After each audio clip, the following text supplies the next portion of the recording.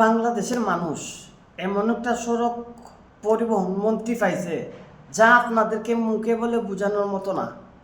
উনি সাদাবাজদেরকে সাদাবাজি করে রাস্তাঘাটে উনি বৈধতা দিলেন যে এরা সমাধতা করে, এরা সমাধতা করে নাকি সাদা উড়াইতেছে, সাদা নিতেছে, সাদা খাইতেছে। ওনার কথা হইলো এটা সাদা না, এটা সমাধতা। এমন খাড়াইশা লেভেলের ওনার চিন্তা ভাবনা। শুনলাম ওই পদ্মা ব্রিজের নিচ থেকে মাটি কুইরা নিতেছে গা, পদ্মা ব্রিজ এভাবে থাওরায় থাওরায় বুঝেননি। আমার হবিগঞ্জ ভাষা কইলাম কি এভাবে ডলে মাটি কুইরা নিলে পরে দেয় ব্রিজটা তো ডলবে, অবশ্যই ডলবে না। নিচে যদি মাটি না থাকে উপরে ব্রিজটা তুলে তো কোন সময় ফুইরা যায়।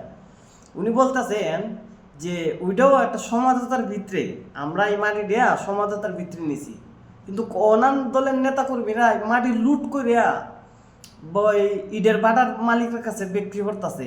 এমন খাড়াইশা লেভেলের এরা ছাদাবাজ, আর এমন খাড়াইশা লেভেলের এদের চিন্তা ভাবনা। একটু চিন্তা করেন আপনি। উনি সমাধতা করিয়া এগুলো সরাই গেছে, গাছ লাগাইব। উনি মাটির নিচে, পানির নিচে, ব্রিজের নিচে, পানির তলে কুড়তাছেন গাছ লাগাইবার লাগিয়া, কুটি কুটি টাকার মাটি উদাও। আর উনি এখনো গাছ লাগাইবার পরিকল্পনা করতেছেন। ওনারা নাকি ওনারা হইয়াই নিছে, মানে ওনারে ঘুষ দিয়ে নিছে 10% দিয়ে ও ওখান থেকে মাটি নিতেছে। এটার কোনো সমস্যা হইব না, এবার তাও রাইতেছে, এটা কোনো সমস্যা না। মহিলা জাগত মানুষ, তাতে তাদের কিছুই যায় আসে না। এই এমন একটা পরিবহন মন্ত্রী আমরা পাইছি জীবনে, যা ইতিহাসের জঘন্যতম মন্ত্রী চেয়ে খারাপ। ওনাদের জন্য প্রধানমন্ত্রী হিসেবে প্রয়োজন ছিল কিম জং উনকে।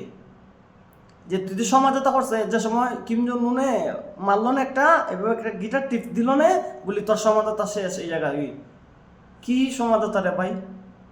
তুই ব্রিজের নিচের মাটি সব উড়াইয়া নিয়ে ব্যস্ত আছো, আবার তুই সমাজতা করছিস।